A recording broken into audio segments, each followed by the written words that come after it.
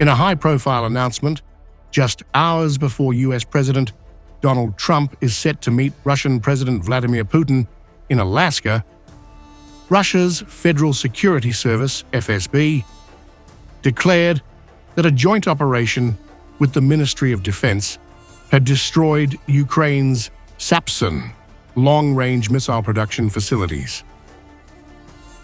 Moscow claims the missiles, developed with Western assistance, could have struck 750 kilometers inside Russian territory, placing cities including Moscow within range. Russian state media released a map published by the FSB showing the missile's potential strike radius from central Ukraine, red-shaded zone enveloping much of western and central Russia. The image, paired with the timing of the announcement, underscores Moscow's narrative that it acted in preemptive self-defense.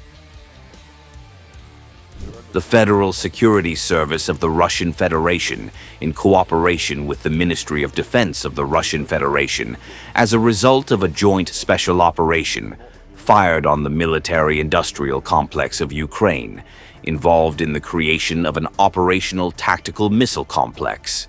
It is established that, with the financial support of Germany and the assistance of foreign experts, on the defense enterprises of the Dnipropetrovsk and Sumy regions of Ukraine, a development has been carried out in the production of operational tactical missile complexes of the medium-range operation Sapsan, capable of striking deep into the territory of the Russian Federation, has been launched. According to Russian defense officials, the operation struck 4 main production sites, along with a backup facility: Pavlograd Chemical Plant, Dnipropetrovsk region, produced and stored solid rocket fuel, manufactured ballistic missile carriers, artillery and rocket shells, and small aerial bombs. Pavlograd Mechanical Plant, assembled missile bodies, propulsion units, guidance systems and warheads. Shostka Zvezda Plant, Sumy region, produced gunpowder and artillery charges. Shostka Research Institute of Chemical Products, produced rocket fuel for flamethrower systems, developed new types of gunpowder. Backup Pavlograd Facility, Zhytomyr region, evacuated production lines, moved here as Russian forces advanced. The coordinated actions of the Russian law enforcement agencies allowed to prevent the threat of the destruction of the targets in the depth of the territory of the Russian Federation and to liquidate the technical base for the production of Ukrainian long-range ballistic missiles, including for a long period of time to block the implementation of the Sapsan program by the Ukrainian side.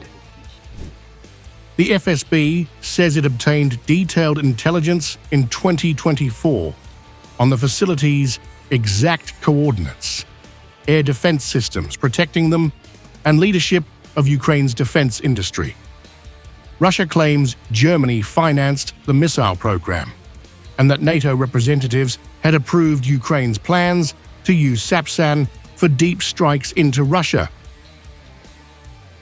Intercepted conversations released by the FSB purportedly feature Ukrainian defense industry workers discussing production targets, storage facilities, and security measures, including handling foreign delegations. Moscow asserts that the strikes conducted in July against both surface and underground workshops have blocked Ukraine's Sapsan program for the foreseeable future.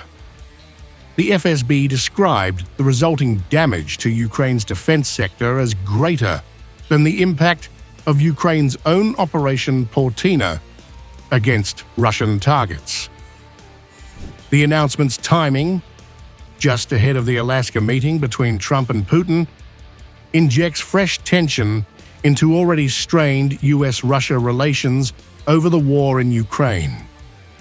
While Moscow frames the operation as a defensive necessity, Kyiv has yet to issue a public response.